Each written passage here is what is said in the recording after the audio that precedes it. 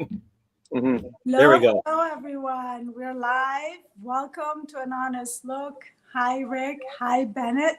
So excited to have you on. How's everyone doing? Well, I'm doing good. And we, because Bennett is in New York City as well, we are boiling in New York City today. Yeah, I'm enjoying this. It's like a guilty pleasure. I'm enjoying the warm weather, but also with knowledge of what might be causing it at this time of year. So Right, it's a mixed bag. right. Yeah, It literally is beach weather, which is a little strange because I yeah, actually vividly remember a snowstorm in April a few years ago. So for Yeah. sure. And my birthday is on April 1st, and I remember growing up there was a blizzard on my birthday one year. right, right. It's bizarre. It really is. Anyway, welcome to the show. We're so excited to have you on. I want to introduce you to our audience properly. Bennet Zelner researches, teaches, and advises in regenerative economics, psychedelics, and leadership. His current projects include ongoing work on the Pollination Approach, a regenerative economic approach to delivering mental health treatment, and research on the effects of psychedelic-assisted consciousness expanding experiences on decision making by organizational leaders. Bennett also serves as an associate professor of business and public policy at the Robert H. Smith School of Business at the University of Maryland, College Park. He also serves as a director or advisory board member for USONA Institute, the Synthesis Institute, Natchez Psychedelic Medicine Institute, and Brooklyn Psychedelic Society. Bennett is also a frequent keynote speaker, conference panelist, and podcast guest. I've heard Bennett speak multiple times, and I already know that this is going to be a powerful conversation. So welcome, Thank you. Bennett. I've been really waiting to have you on. So let's Thank dive you. in. Let's dive in. So yeah, as we normally do, we just start by asking our guests if they want to share about their story, what took them to do the work that they do today, what's the story of transformation, and what is that has affected you to the point that you do the work that you do today. Yeah, sure. I can definitely talk about that. So first of all, thank you both, Fatih and Rick, for having me on. I'm you. excited to be here, and really looking forward to our discussion. Yeah, so I always find it hard to believe that I've been a professor for almost 25 years now. And I'm trained as a business economist, and I started off doing more traditional types of business economics research, and I was doing okay in my career. I was advancing, the way you're supposed to. I got tenure and all that kind of stuff, but I felt really disconnected from my work, and to be honest, for my life in general. And I thought I thought something must be wrong with me. I mean, if you've ever been around, spent much time around academics, academics tend to be really into what they do. So I just couldn't understand why I wasn't connecting with my work. And when I had been younger, in college and a little bit after college too, I had engaged with psychedelics on a number of occasions, and always, for the most part, I'd had positive experiences. But then I stopped. I was married, and I was married to somebody who wasn't into that sort of thing, so it just didn't make sense to continue. About 10 years ago, I received an invitation to re-engage with psychedelics for the first time in an intentional setting. So I accepted this invitation, and I went, and I had a very powerful experience. And I very quickly came to see that the reason I felt so disconnected from my work was that the object of my study, the economic system, is completely dysfunctional. And to be, it sounds kind of obvious, right? But it was, to me, it was revelatory at the time. Although, I think I actually knew this. It's just that in order to surface that awareness, I was living a story that was very tied to, I was an economist. Yeah. So in order to surface that awareness, I had it was going to require, making some life changes. And So after that, I continued to attend. So these events that I went to were held on a quarterly basis, and I continued to attend them. And I was thinking for a while that I would just unplug from academia completely and find something different to do. But as I attended more of these events, I started to gain a lot more insight into the nature of the dysfunction of our established economic system. And I also started to receive downloads about what I now know to be, what I now think of as regenerative economics. And we can talk more about what that means. So I was getting these downloads about what an alternative economic system might look like. And I started to realize that maybe there was maybe I could leverage my position and what I had studied in school and my experience as an academic in order to try to affect change in the economic system. And I still I had this intuition. I hadn't figured out exactly how to make that happen. And then I was living in DC at the time. I'm originally from New York City, and I came up to New York. I had a 1 semester sabbatical about, I guess it was about 5 years ago at this point. And when I was in New York City, I started to connect with folks in the broader kind of psychedelic community. You had mentioned, Fatì, you mentioned USONA Institute before, and among the people I connected with, someone from USONA, a woman named Tura Patterson, and it was the first time I'd really gotten to speak about some of these ideas I had outside of my immediate circle. And as a result, I ended up getting an invitation to give my first talk at a psychedelics conference. And in fact, so that was at a conference that USONA is involved with. It's called the International Forum for Consciousness. Actually, the next one is, I'll give it a plug. The next one is taking place next month in Madison, Wisconsin. And it's an awesome conference. Anybody who's interested should go check it out. Anyway, I think it was the first time that they'd had an economist speak at a psychedelics conference. And it struck a chord because, things have happened so quickly in this field. And today, this might not seem remarkable, but 5 years ago, I think people were just starting to realize that, wait, this could really happen. The FDA might really approve some of these psychedelic medicines in the not too distant future. So there was more attention starting to be paid to how these might be delivered. So what I spoke about was a regenerative approach to delivering psychedelic-assisted mental health treatment, an approach that, well, again, we can talk more about what that means. We'll have time.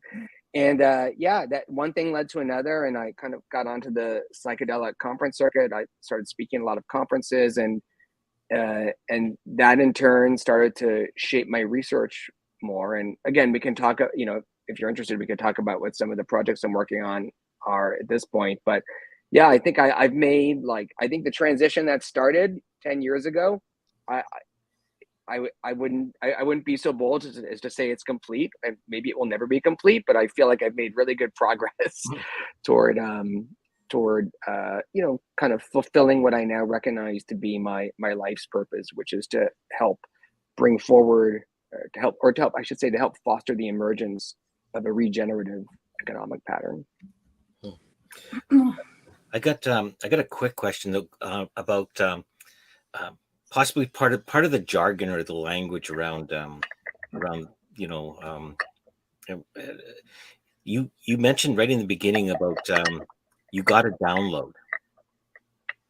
Can you expand a little bit about what do you, because I've heard this, that phrase used several times in different other conversations, and I think maybe it's part of the jargon, part of the culture. I don't know, but maybe for those like myself that are not familiar with the whole aspect of things, what do we? Yeah, I mean, I think you're right that I guess it is part of the jargon, and maybe the term is even a bit overused. But for me, what that was, and I still have these experiences, by the way, was okay. So if I am having an experience with mushrooms, there are different phases to every journey, and no two journeys are the same. Okay. Nonetheless, it's often the case for me that toward the end of the journey, I will go off by myself someplace, and I will just have a series of recognitions, just a kind of understandings that, and it's not, and they're not fuzzy. They present themselves as crystal clear. And so they seem, once they, you know, once they're downloaded, they're obvious, you know. Right. But, and I think that's actually true of a lot of, I think, and I don't mean to say that like everything that I think of is a great truth. And to be sure, there are some things I've thought of during these experiences that I thought were great ideas, and later I realized like, maybe I should think about that one some more before talking to people about it, or just file it away completely. But I do think that, you know, many of there are many, I think there are many great ideas that once you hear them, they just seem obvious, because they're so fundamentally true. There's an elegance and a simplicity to them, but prior to the time somebody articulated them, you know, maybe nobody had actually thought of it before. So again, I'm not trying to like toot my own horn, but they have that kind of like impact, you know. And in my world, the three principles coaching world, you're talking something that's very similar to an insight. Like it just I was explaining to a client this morning, I had this kind of a vision this morning where, this person was up against the wall and trying to figure out a way past this particular wall.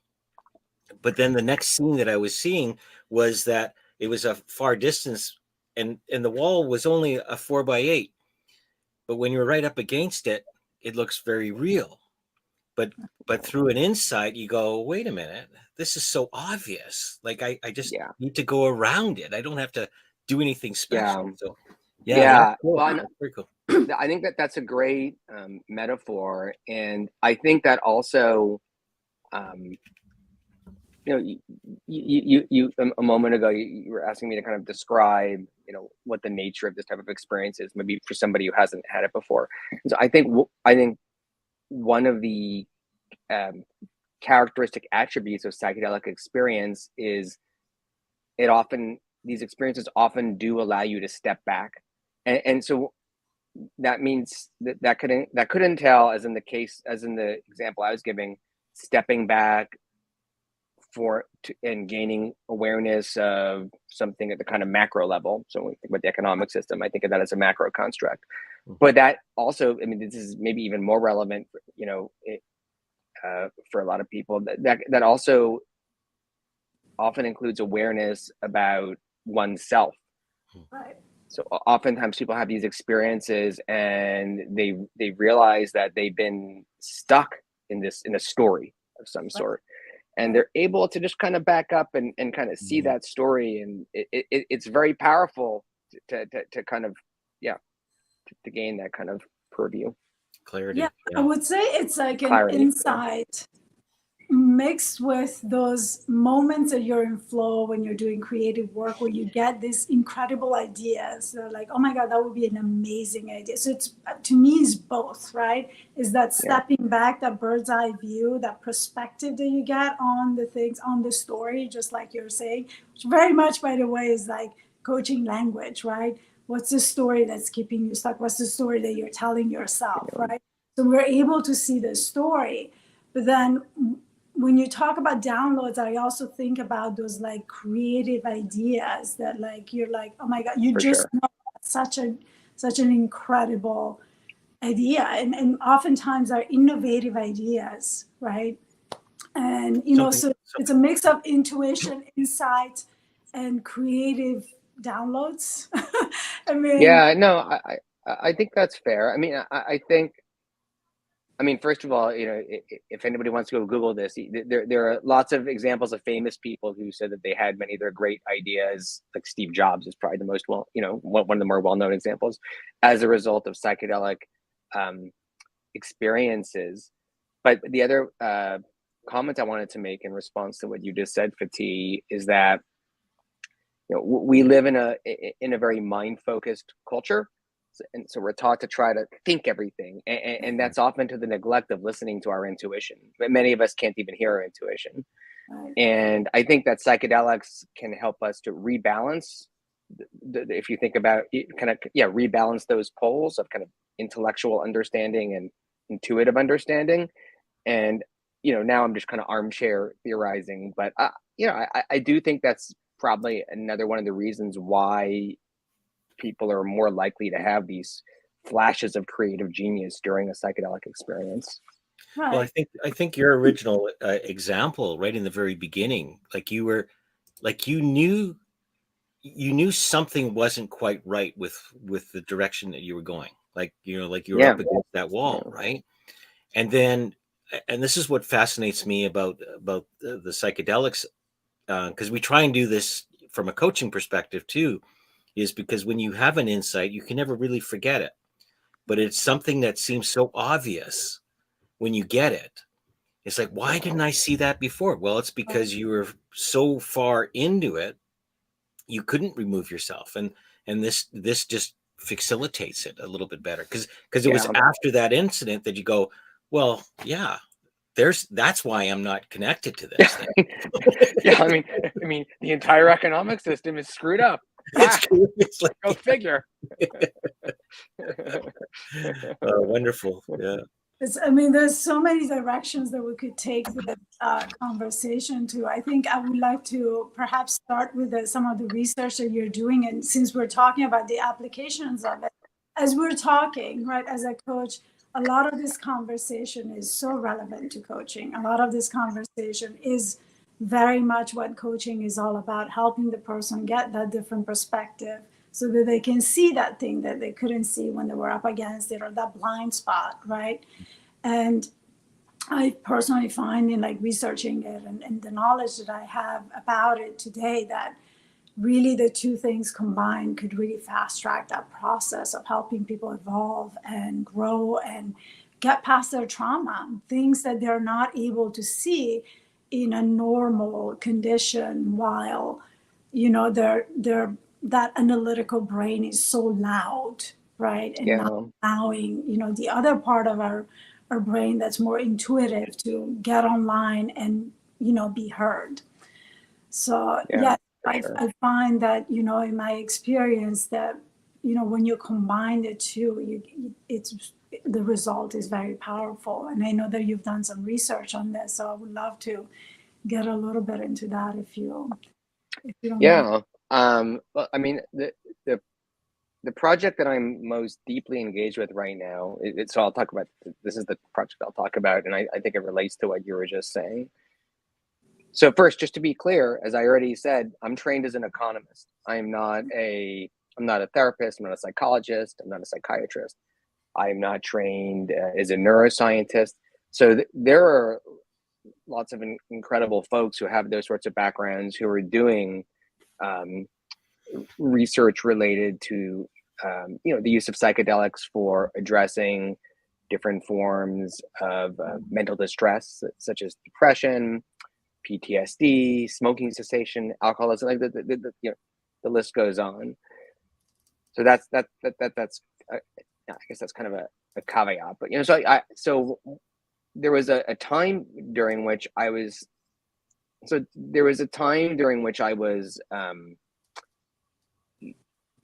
I had given these conference talks that I told you about, and I was giving. I was advising a lot of organizations on how they might develop regenerative approaches to delivering psychedelic-assisted mental health treatment. And I would love to talk about that, but that's not really research, right? And I still hadn't made this connection back to doing research, at the university that somehow involves psychedelics. Because again, I'm an economist. Like, what's an economist going to do with psychedelics?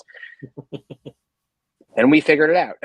So I'm working on a project with a colleague of mine at the University of Maryland. She's another professor there. Her name is Rochelle Sampson, and she has somewhat similar training to mine. In addition, she's trained as a lawyer as well. And Rochelle and I go way back. We've known each other. I actually met Rochelle at my very first conference that I ever went to in grad school. So the universe, connected us for some reason. and Rochelle was instrumental in my eventually taking a job at the University of Maryland.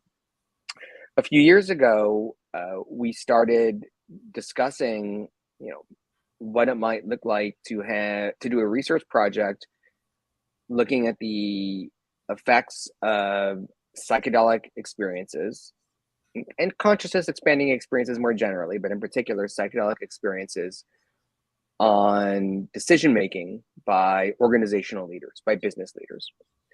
So we started talking about this prior to COVID, and then things got slowed down because of COVID, obviously. And we also had to think pretty hard about how we could do this, how we could receive approval to do this, because again, most of the research right now is looking at the use of psychedelics to address different forms of mental distress. And well, the FDA, has been approving those sorts of studies. It seemed much less likely to us that that the FDA might approve a study looking at well persons. So the setup we came up with is we've been working with retreat organizations that run psychedelic retreats, and some of these organizations are now hosting leadership retreats. And so the idea was that if they're already hosting a retreat and the people who are attending the retreat are already choosing to be there, and we haven't had played any role, and these retreats are taking place in legal jurisdictions where it's legal, like the Netherlands, Costa Rica, Jamaica, then we wouldn't actually be involved with recruiting people to take psychedelics. So we got the study approved on that basis, and we conducted our pilot cohort last summer in the Netherlands, and we had. So again, this was a psychedelic leadership retreat. We had 15 participants in the research, and we provided them. There was a little bit of a curriculum around it where we talked about some ideas related to regenerative economics and regenerative leadership and systems change, and we didn't facilitate the actual psychedelic journey. These were psilocybin journeys. We were present, obviously, but there were professional facilitators doing all that kind of stuff. And we then have continued to meet with the participants in that pilot cohort every 6 weeks or so, and we'll be doing that just for a couple more months. The idea was to do it for a year. And so I can talk more about why we chose to design it that way. But yeah, we're at the point right now where we've been able to collect some data. Much of it is qualitative, anecdotal data at this point. We've also collected some quantitative data as well, although we haven't. We're still in the process of analyzing that. But our main objective with this pilot cohort was to kind of to see how it went, and to then generate an expanded protocol that we could use with subsequent cohorts. So we're planning probably another 6 cohorts in the next 12 months. And so I think the project is up and running. And the initial again, I'm not in a position to talk about the quantitative data at this point, and I can really just provide some kind of anecdotes, but we've seen a really interesting range of outcomes. At one end of the spectrum, there are folks who had a great experience at the retreat and don't feel that it's really had and don't feel that it's continuing to have a sustained effect on them personally or professionally. At the other end of the spectrum, we have people who have stepped down from their positions, so like founders who are CEOs who stepped down from being the CEO because they no longer felt aligned with the work they were doing. And then we've also had folks who have done pivots with their businesses to try to kind of move them forward in a way that moves outside of the kind of conventional business as usual paradigm. And I guess the one other thing I should add, so the retreat participants, a number of them were entrepreneurs who had founded successful businesses and were, kind of moving into their second chapter. So it was a really great time to kind of engage with these people, because they were, at least several of them were really in a position to make a pivot going forward. So so I hope that gives a sense of the research. A year from now, I should have a lot more in the way of specific results to report. But so far, it's been very encouraging. That's amazing. I mean, if it works for, you're talking about leadership specifically, but we go back to what we're discussing before in terms of helping you expand your point of view, right? I can't see how it could not be a good thing from a leadership point of view, like, to be able to have that bird's eye view and see different perspectives. So sounds exciting. Yeah, I mean, for sure. There's definitely growing interest in kind of psychedelic leadership retreats, and it's partly for the reasons that you were just saying. It can help you become, I guess I'm paraphrasing a bit, but it can help you become more creative and kind of more aware of the way your organization is functioning. You can relate to people in your organization differently, and we're certainly interested in that. We're interested as well in the extent to which these sorts of experiences might also be able to help leaders, kind of become more connected and make decisions that maybe with a kind of a broader orientation than what they did before. Well, it's almost like that Einstein quote, like the thinking that got you into this problem can't be the same thinking that gets you out. Exactly. Right. But culturally, we're taught that we need to, we are taught to think our ways out of problems, like, sort of like look at our past, look at what we did before, kind of a thing. And there's nothing fresh and new about the past, by its pure definition. So what I find interesting, because I can be really, point about, like this almost seems like, in some ways, the leaders that are kind of stuck in a position that can't seem to move. This is, I'm not going to say it's the answer, but it's a answer, because other retreats seem to have other powerful aspects of being able to separate their analytical side, where they can remove themselves far enough, to see a 5,000 foot picture and have more clarity, right?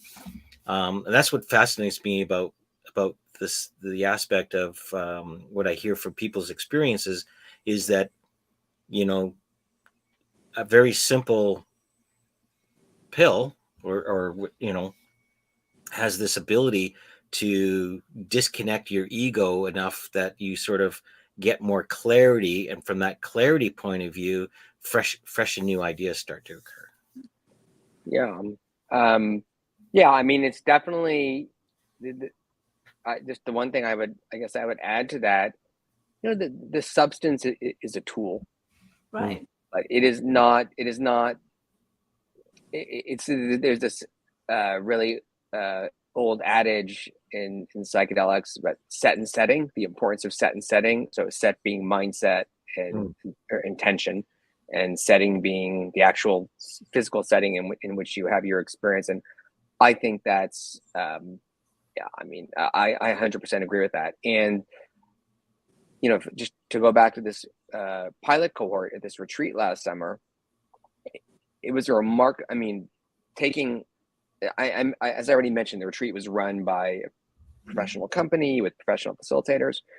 It was a remarkably well-run retreat, and I think it was because that retreat was so well run and the container was so tight and felt so safe that the participants were able to have, in many cases, fairly profound experiences.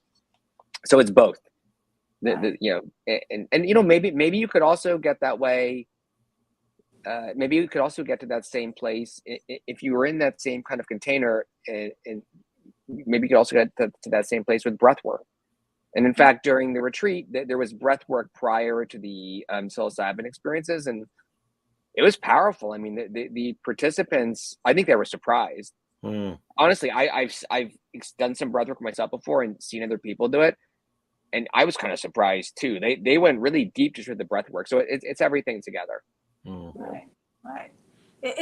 To me, the way I see it is psychedelics are a tool that just fast track that whole process, right? Just makes it a little bit easier. I mean, you could get to the same understandings through doing a lot of meditations and walking in nature and breath work, and it's just a lot more work to sustain that long enough to where you get the amount of downloads and insights that you get through a psychedelic experience. But the way I see it is that psychedelics give you a more holistic view, even more holistic access to yourself, to be honest, because we really think about it. The reason why this analytical brain is so strong is because we've been conditioned. We've grown up to really default to that part of ourselves, to solve problems, to think our way, like you were saying, think our way through problems, right? So that part of ourselves is super trained and really strong, and it dominates, right? And what psychedelics do, they really bring forward these other aspects of ourselves. It really is all within us already. And it's not that we cannot access it otherwise. It's just much simpler and much quicker to access. Yeah, no, I think that's very well put. Yeah, absolutely. Yeah, we didn't. And again, I completely agree with the setting. I mean, that makes such a big difference. It's the same thing in coaching, right? The setting, the container, feeling safe in the container that you're in, can really make a big difference in the results that you're going to be able to have. Yeah, for sure. And I think I know there's been remarkable things happening with the post-traumatic stress and depression and things because it's all part of, for me, my understanding is, the mechanism behind that unwellness is the same mechanism that's the blockage of decision making too. Like it's all kind of in that same area. But what about the lasting effects? Like, is there anything preliminary that you're noticing? I know our guest last week noticed a shift in some of the way he was thinking or processing things several weeks past his experience. Right. Yeah. So this question of durability, it's a big question, and it's one that's it's one that's often asked, especially in the context of mental health treatment. I think some of the early messaging around the use of psychedelics for, let's say, depression, the use of psilocybin for depression, kind of gave the impression that, you could go, you take this pill and your depression is lifted forever. And in some cases that may be true. But I think for most folks, another very, I would say, equally important to what happens during the psychedelic experience itself is the integration process afterwards. So and so the word integration refers to basically integrating what you felt or what you saw and sort of integrating it into your everyday life. And in order for, I think, in order to have really effective integration, you have to have you have to ideally continue to meet with your therapist, or better yet, a group, a community of folks who can help to support you in your ongoing process, just as you can help to support them. Right. And that's the reason I mentioned how for the leadership study, we were meeting with the participants in a roundtable for a year afterwards. So that's partly so that we can continue to support them, as their processes continue to unfold, but also so that they can support each other. And it's really our hope that they will self-organize and continue, that a community will form around this, and that they'll continue to move forward, and maybe continue to hold roundtables even after we are no longer hosting them ourselves. Also, so I guess there are I'll make two other points in that connection. Mm-hmm. I mean, the first is that there's a woman named Rosalind Watts, who was the lead clinical researcher at Imperial College in London for a number of years for their psilocybin trials. And Imperial College is a really famous place. It's one of the top psilocybin research institutions in the world. And she had given a TED talk like 5 years ago, where she talked about the magical, the really just extraordinary potential of psychedelics, of psilocybin, to treat depression. And if you hear her talk about it now, she'll say, well, she thinks she's kind of like adjusted her view a bit, because she has come to realize how critical the integration is. And so now her main project right now, if anyone is interested, is a project called ACER, ACER. It stands for Accept, Connect, Embody, and Restore. And it's basically an integration program. And she's developed an entire integration protocol. And anyway, there's lots of information about it on they've got a website if anybody's interested. So my point in bringing up that example is simply that I think there's widespread growing, and I would say widespread recognition in the mental health community now that integration is critical, and we can't give that short shrift. The other, and I guess the other point I wanted to make about that, so this actually relates to some of Roz's research as well. So folks who have had experiences with psychedelics and with mushrooms in particular, a lot of them will be familiar, if they've really had like a mystical experience. Mm-hmm. The nature of that experience is often a deep, not just a recognition, but like a deeply feeling the interconnectedness of all beings and all things. It's a very, very powerful feeling.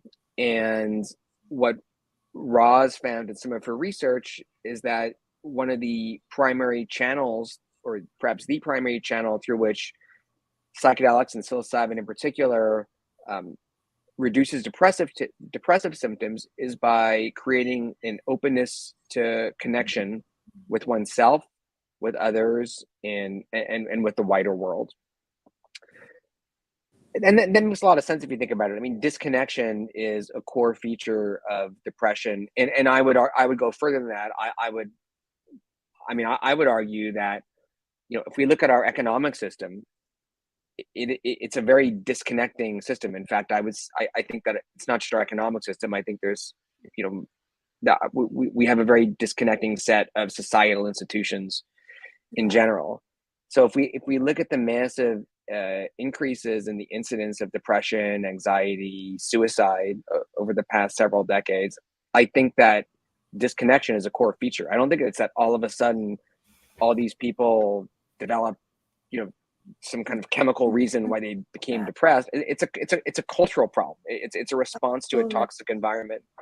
Yeah. So this is another reason why integration is so important. If somebody has potentially transformative experience during which they feel this connectedness that they have never felt before, and then they just re-enter the same alienating environment that was likely contributing to their mental distress in the first place, the effects are not that likely to be, the positive effects of that experience are not that likely to be sustained. So yeah, so again, we can have a much longer discussion about this, but integration is really, really critical. That's so key. The point you just made is so key. Like in coaching, we talk a lot about environment, right? So if we basically work on understanding why certain things don't work for us, why we may be disconnected. And I love the point that you made about society. Society is set up in a way there are a lot of there's a lot of toxicity within our society in the way that is set up that creates this disconnection, like work, right? Disconnects us from ourselves and our values oftentimes, right? But, to go back to the point of the environment, right, and integration and why it's so critical, right? Psychedelics, there's that, classic, saying about like fractional being, put down, and that's what psychedelics do. And now you can carve a new path. But then if you go back, like you're saying, to your usual environment, the old path is still there. So now you're recarving the old path, unless you continue to carve that new path that you have just created, right? Through the work of integration, through having a supportive environment, through having a community that is there for you, that you can lean on, that you can walk along with. Right? 100%. And that's why I think it's so especially critical that we not deliver psychedelic therapy, psychedelic treatment, using the same sorts of, I would say, highly medicalized practices that we have been using to deliver mental health, that we currently use to deliver mental health treatment. And I mean, the current approach to delivering mental health treatment is often referred to as the medical model, and it basically it's a model that it looks at what virtually all forms of mental distress in disease terms, which means that they're susceptible to treatment with drugs, and it kind of de-emphasizes psychosocial influences that it's, which include, of course, the types of environmental influences that we've been talking about. So that's a great model for selling pharmaceuticals, but it hasn't been particularly effective. I mean, antidepressants are the number one prescribed category of drug among the U.S. non-geriatric population, and I guess antidepressants, if you think about Prozac came onto the market in the late 80s, so they've been around more or less for a little bit over, those types of antidepressants have been around for a little bit over 30 years. During that period, the rate of disease burden, the rate of disease burden from depression in the U.S. has increased, not decreased. So this model is not working very well, and I would say that the reason it's not working very well is it ignores what we've been talking about, these kind of societal or cultural roots of mental distress. So I've done a lot of work on an alternative approach, which I refer to as the pollinator approach. Actually, sometimes referred to as the pollination approach. I've gone back and forth on which it should be, but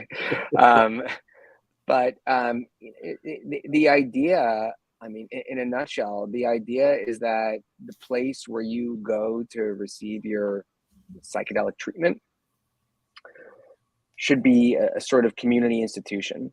So something else, if we look back at the US over the last 50 years, there's been a large and documented decline in community institutions, in places where people come together. So places like bowling clubs, labor unions. I mean, there's a wide range of organizations that fit into this category. And I think that decline is closely related to the increased disconnection and social isolation in our society, and all the other things we've been talking about. So the idea of a pollinator, just the way that a pollinator, insect or animal, circulates nutrients in natural systems, or a pollinator that delivers mental health care circulates human capital in social systems. And so that's kind of an economicsy way of saying it, but the idea is that it reconnects people to community systems, and in doing so, it also helps to revitalize those systems themselves. And when I say community systems, I mean community social systems, community economic systems, natural systems. So I think so I think we need to really, I think we need to fundamentally shift the way we're thinking about this and come up with a very different type of organizational structure for delivering this type of revolutionary treatment, or this type of revolutionary experience, I should say, if we really want it to reach its full potential. Yeah, no, absolutely. I mean, you're so right. I mean, everything that we do, even from an economics, and you can speak about that, because I'm interested in the whole words that you're talking about with the regenerative economics. Because right now everything is sort of so symptomatic approach. Like we see the problems from the symptom side, but we never get down to the root cause of it. You know, and of course, you know, understanding systems, you know, you do one thing here and then something over there, you know, kind of like it's the Yellowstone wolf story, you know, kind of thing. You can't just get rid of the symptom without affecting other things. But when you get to the cause, and so much of what you're talking about is, you know, the degradation of not having these, well, even some people say about religion, you know, having the churches used to be that center, right? You know, and there's been a big decline there. You mentioned bowling alleys. There's another one of those things, you know, it's like we're getting less and less, we're getting more isolated into our own little cubby holes here. And we're being supported by technology to stay there, kind of a thing. Yeah. So I'm curious, what is this regenerative economics that you're, and how does that all fit with what you're talking about here with the psychedelics? Yeah, sure. I can definitely speak about that a little bit. So I think that most economics, and I'm not saying this is intentional on the part of economists, but this is still the case. Most economics seeks to explain and beyond that justify the existing institutional order in one way or another. And regenerative economics is focused on transforming the existing economic system into one that is capable of balancing with natural systems by mimicking their behavior. Oh, right. So, you know, you think about it, like I mean, this is abundantly obvious, especially today as I sit here in, you know, the 80-degree weather of mid-April in New York. We live in a world of natural systems, and if we can't operate according, if our own behavior, if we can't operate according to the same principles of those systems, that animate the behavior of those systems, then we can't survive. And so we're seeing abundant evidence of this now. This is not like, you know, theoretical. This is happening. So, you know, what does that mean? You know, kind of practically speaking. So, if we think about the existing economic paradigm that we live in, I refer to that as an extractive paradigm. It's extractive in the sense that all of the structures in the established economic system are set up in one way or another to facilitate the extraction of resources from the bottom to the top and from the periphery to the center in order to serve the interests of a single group, to prioritize the interests of a single group, financial shareholders, above the interests of all other groups. And systems in nature certainly don't work this way. An extractive system cannot survive because for healthy systems in nature are systems that circulate resources. In fact, you know, if you think about a forest, it's not about, there's no difference between like the well-being of a tree and the well-being of the entire forest. They're part of the same system, and the system operates in a way that, you know, by operating in a way that keeps the system healthy, it keeps, you know, the trees healthy as well. Right.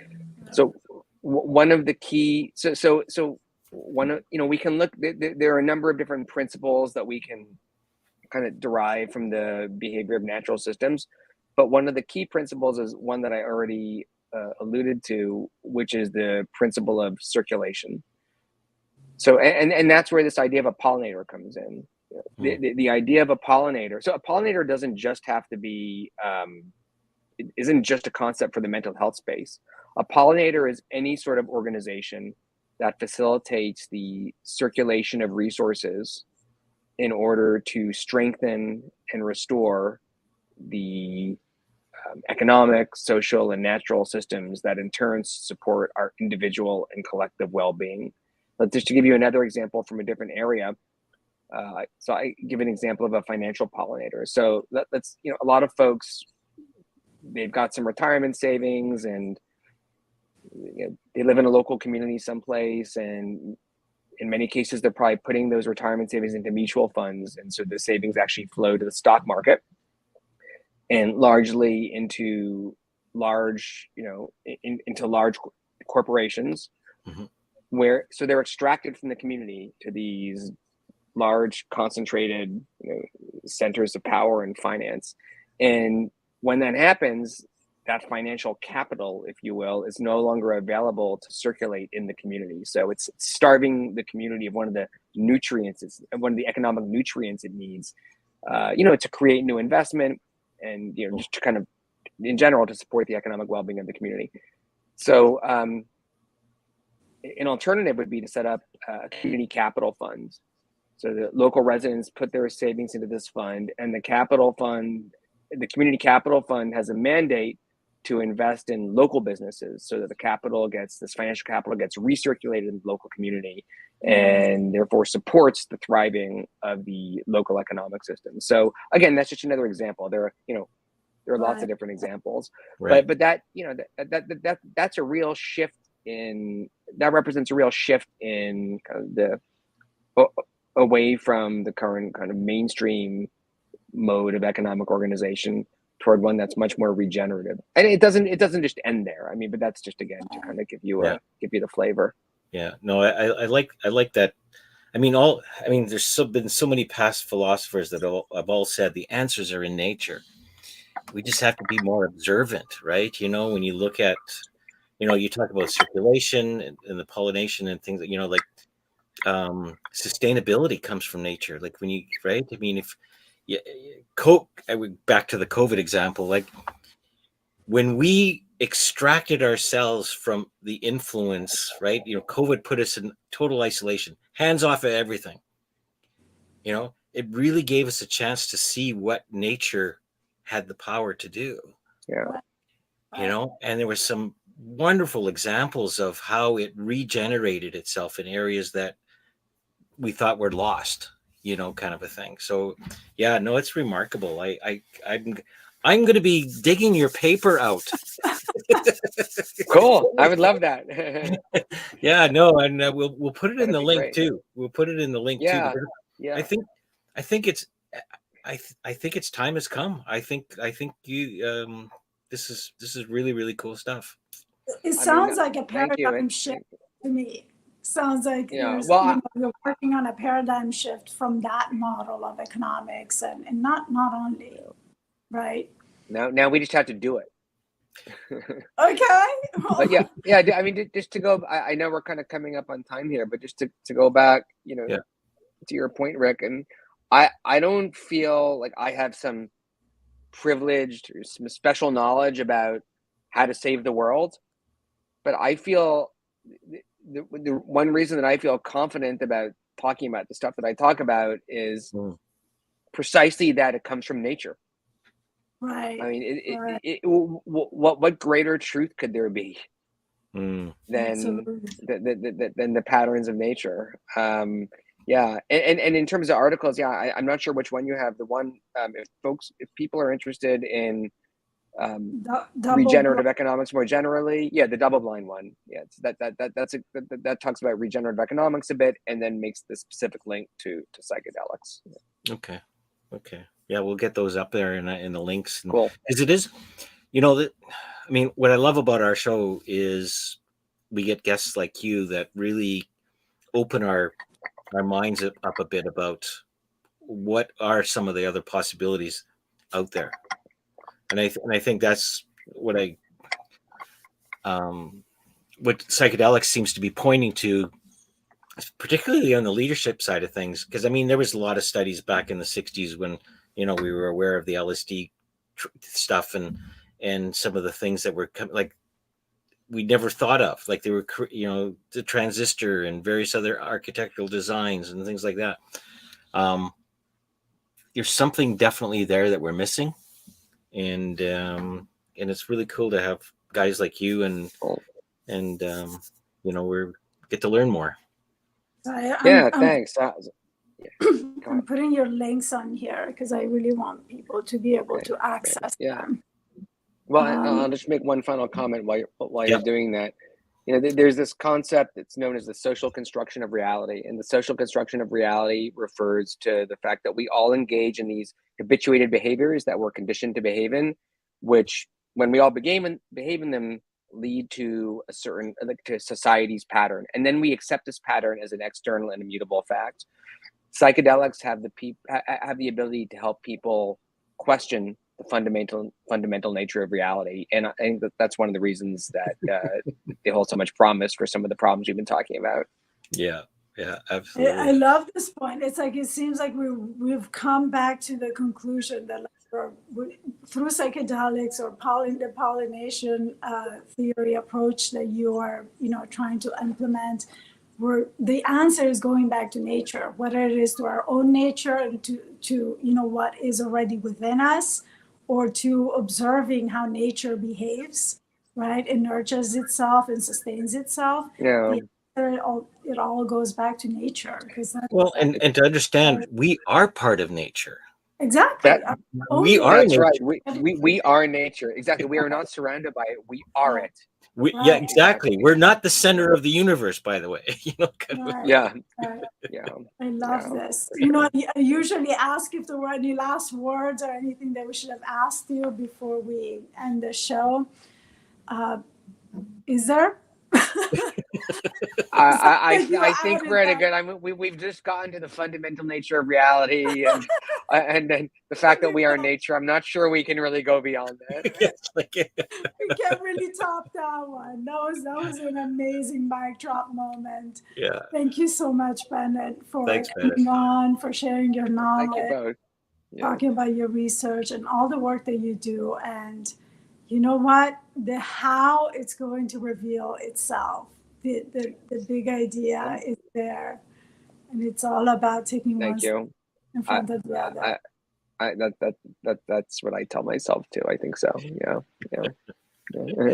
I'll be following your work. You know, I'm a big fan, and I have no doubt this is gonna all come together. So very excited. Thank you. Thank you so much. Thank you too, Rick. Nice seeing you both. All right. Bye-bye. Good to have you.